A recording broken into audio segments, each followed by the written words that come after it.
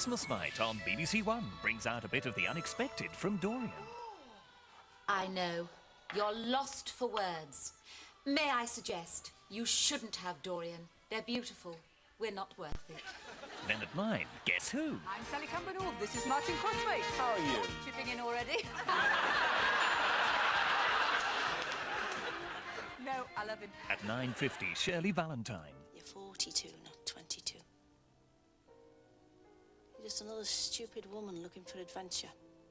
And the time for adventures is over. But Shirley's adventures are about to begin. I am Forsyth Timidiadis.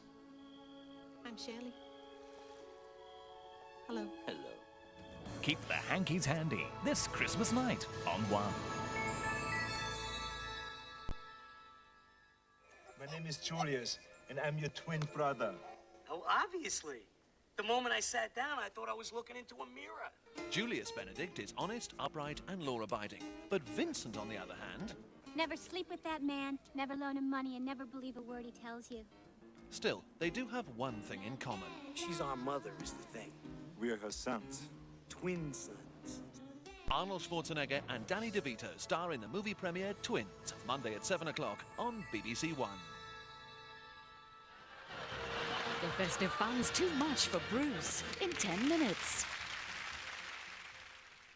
Comic genius Jacques Tati stars on BBC 2 now as the blundering Monsieur Hulot, bringing havoc to a quiet seaside town.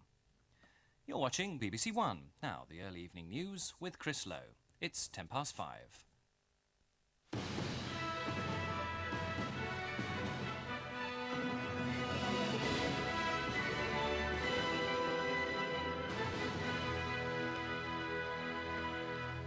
Good afternoon. The Queen has spoken in her Christmas message of the difficult days she and her family have lived through this year. She said there was no magic formula to transform sorrow into happiness, but she was deeply touched by all the sympathy and understanding she had received during what she called this sombre year. It was a depleted family group at church at Sandringham this morning. For the first time, Prince William and Prince Harry were without their mother on Christmas Day. She was more than 50 miles away at her brother's home in Northamptonshire. Her absence and that of the Duchess of York were the clearest signals of the divisions that have made this the most traumatic year of the Queen's long reign.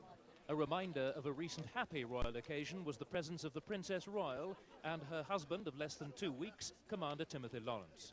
The Queen's Christmas broadcast was recorded at Sandringham House for the first time in 40 years.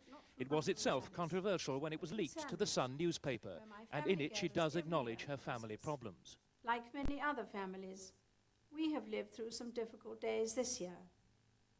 The prayers, understanding and sympathy given to us by so many of you, in good times and bad, have lent us great support and encouragement. It has touched me deeply that much of this has come from those of you who have troubles of your own.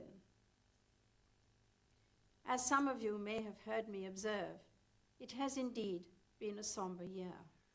The Queen paid tribute to service personnel trying to keep peace abroad and to aid workers endeavouring to bring food to the weak and innocent.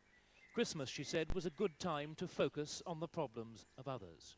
1993 will certainly bring new challenges, but let us resolve to meet it with fresh hope in our hearts.